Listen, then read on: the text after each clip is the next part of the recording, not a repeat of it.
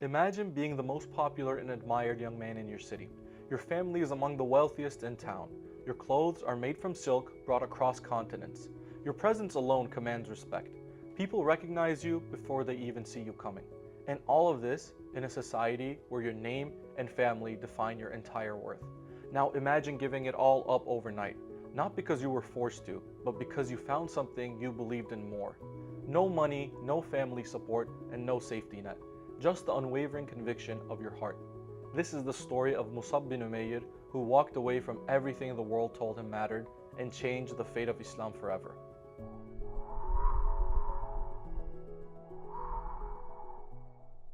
I'm Selim. In this series, we're going to talk about the companions of our Prophet, peace be upon him. Mecca in the early 1600s was not just a city. It was the social and commercial center of Arabia, the beating heart of an entire civilization built on trade, tribal pride, and reputation. And in that world, your family name wasn't just a name. It was your entire identity. It determined who you could marry, who would do business with you, who would even give you the time of day. Social status wasn't just about money. It was about lineage, about respect that had been earned over generations, and about carrying that weight with you everywhere you went.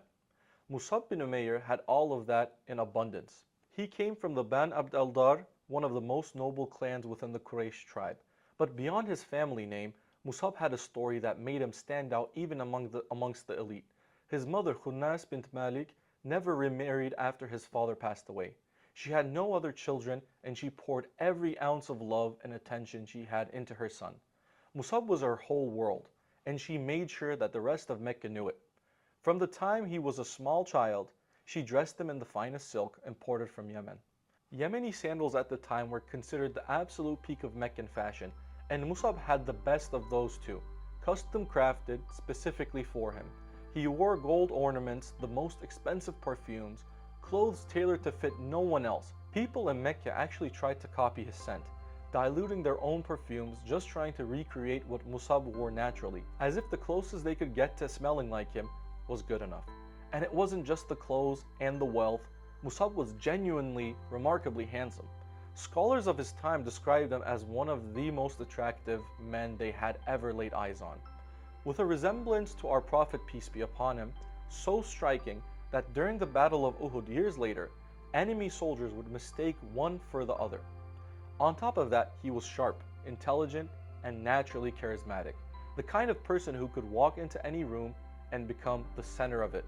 He was still a teenager when the Quraysh elders began inviting him to their private gatherings, which in that society was no small thing. That's the equivalent of being in high school and getting called into a room with the most powerful decision makers in your entire city, because they already see a future leader in you. By every standard that Meccan society used to measure a person's worth, Mus'ab ibn Umayr was exactly where he was supposed to be and headed exactly where everyone expected him to go. And then our Prophet, peace be upon him, started calling people to Islam. Now our Prophet had been known his entire life in Mecca as Al-Amin, the trustworthy one. People genuinely respected him, and not just within his own tribe, but when he began publicly declaring that there was only one God, that the idols filling the Kaaba were false, and that every human being, Arab or not, rich or poor, free or enslaved, stood equal before Allah, it sent shockwaves through Meccan society. For most of the Quraysh, this wasn't simply a religious disagreement. It was a direct threat to their power structure, their economy, their whole sense of identity, and they responded to it accordingly. But Mus'ab was curious in a way that most young men his age weren't. He had heard about a small group of people quietly gathering near the hill of As-Safa, meeting in the house of a man named Al-Arqam to listen to this new message away from the eyes of the Quraysh. Something about what he was hearing wouldn't leave him alone. So one day, he made his way there quietly, slipping through the streets of Mecca without drawing attention, and walked through the door of Al-Arqam's house. Our Prophet, peace be upon him, welcomed him, and for the first time in his life, Mus'ab heard the words of the Quran. That was it. He accepted Islam right then and there. He was smart enough though to understand exactly what was waiting for him. If word got out, he knew his mother's temperament, he knew the Quraysh, and he knew that the moment this became public knowledge, his entire life would be turned upside down. So he kept his faith hidden, sneaking away to pray in secret, learning quietly from our Prophet, and returning home to his silk garments and gold ornaments as if nothing in the world had changed. But Mecca was a city where secrets had a very short lifespan, and the Quraysh had eyes everywhere. A man named Uthman ibn Talha eventually spotted Mus'ab making his way into Al-Arqam's house, and on another occasion he saw him praying in the exact manner that our Prophet prayed.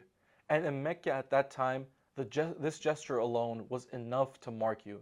Word spread through the Quraysh the way it always did, fast and unstoppable, until it finally reached the one person Mus'ab had been dreading the most, his mother. Khunnas didn't just confront him quietly at home.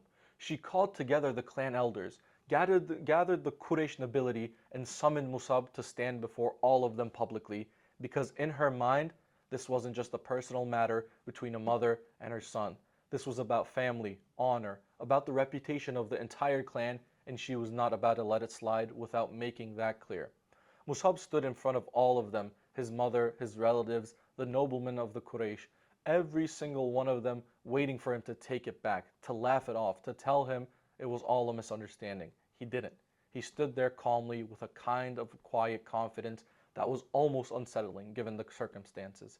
And he told them plainly that yes, he was Muslim, and he explained exactly why. His mother tried everything she had. She pleaded with him. She argued. She reminded him of everything she had sacrificed and given him, all the love and wealth and attention she had poured into raising him. When none of that worked, she had him physically restrained and locked inside their home, surrounding him with guards to make sure he couldn't leave or make contact with our Prophet or any of the other Muslims. And Mus'ab sat in that confinement, still completely certain, not wavering for a single moment, when word reached him that a group of Muslims were quietly preparing to migrate to Abyssinia to seek protection under the Christian king there. Mus'ab managed to slip away and join them. He left without his mother's blessing, without his wealth, without any of the security that had defined his entire life up to that point. He got on a boat to a foreign land with nothing but his faith intact. When Khunnas found out he was gone, she cut him off entirely. The money stopped, the clothes stopped. Every comfort and privilege she had spent years building for him was taken away in an instant. And just like that, the life Mus'ab had always known ceased to exist. When he eventually returned to Mecca after the migration, the people who had once admired and envied him walked right past him without recognizing who he was. Every single marker of the life he had lived before was stripped away, and what remained was just the man himself. The companions of our Prophet said that when they saw Mus'ab walking through Mecca in those patched clothes, many of them had to hold back tears because this was the guy. This was the person they had all looked at before and thought, if anyone has it made, it's him. And here he was now, looking like someone who had lost everything, which of course he had. But what struck people when they actually looked at him wasn't grief or bitterness or defeat. He carried himself with the same calm dignity he always had. Except now, dignity wasn't coming from silk and gold and a powerful family name. It was coming from somewhere deeper. And everyone around him could feel it, even if they couldn't fully explain it. Our Prophet, peace be upon him, looked at him one day and said, I saw Mus'ab when there was no youth in Mecca, more pampered by his parents than him, and then he abandoned all of it, for the love of Allah and His Messenger.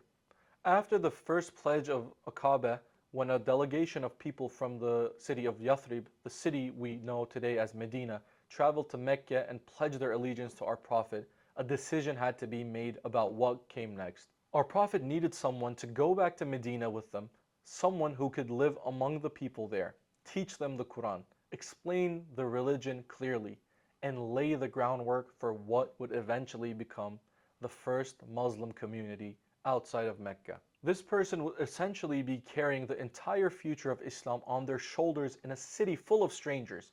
He chose Mus'ab.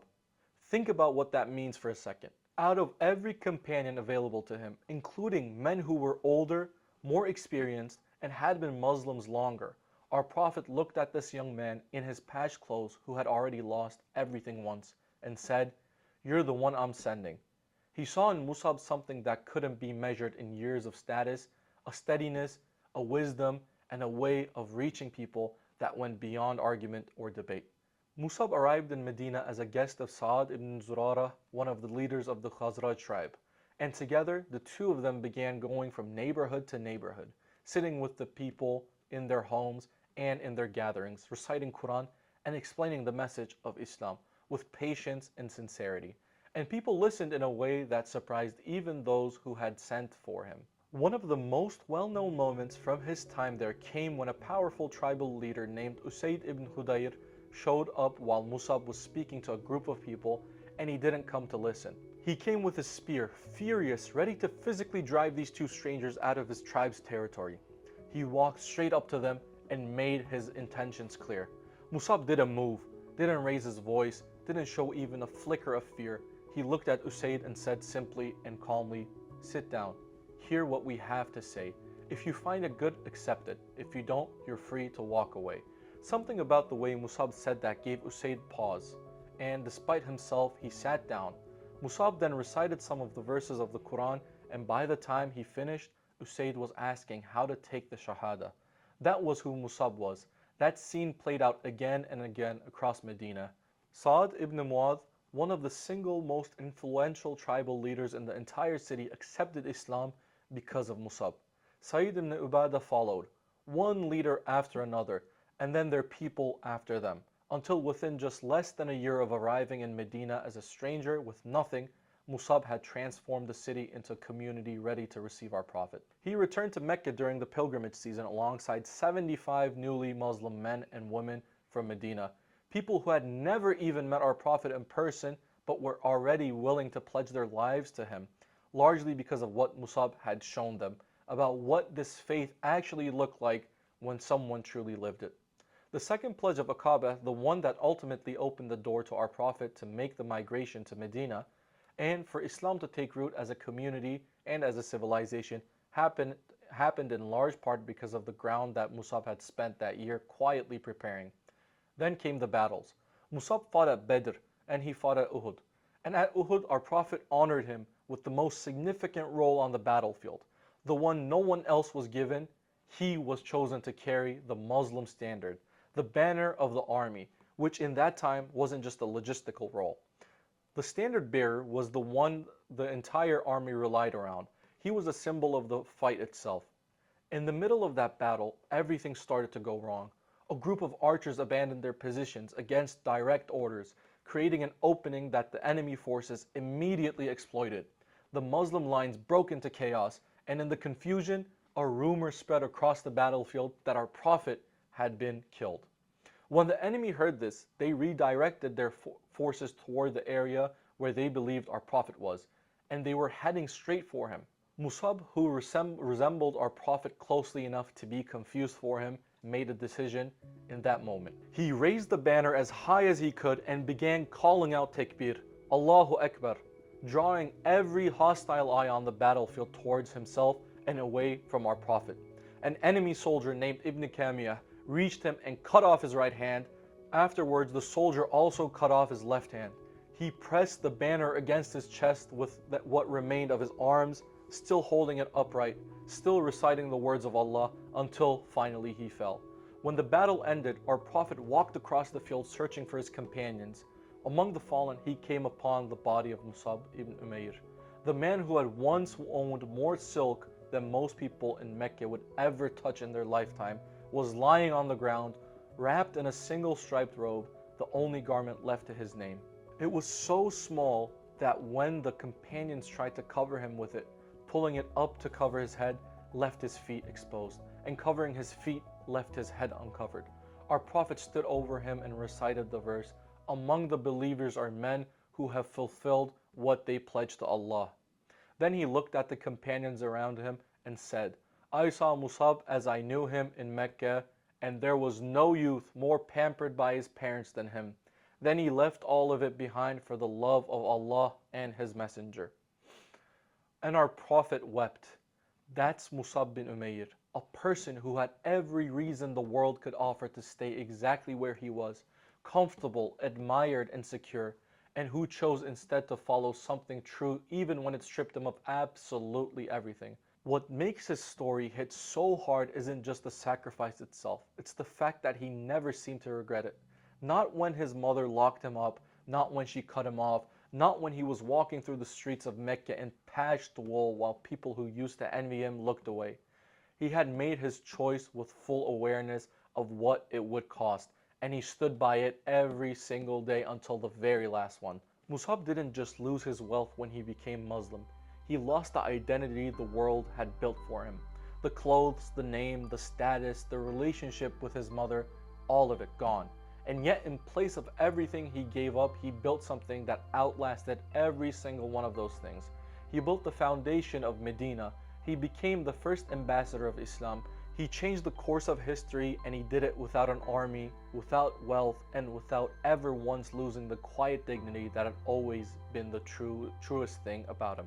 If there's one thing to take from Mus'ab's story, it's that what you're willing to sacrifice says as much about you as what you hold on to.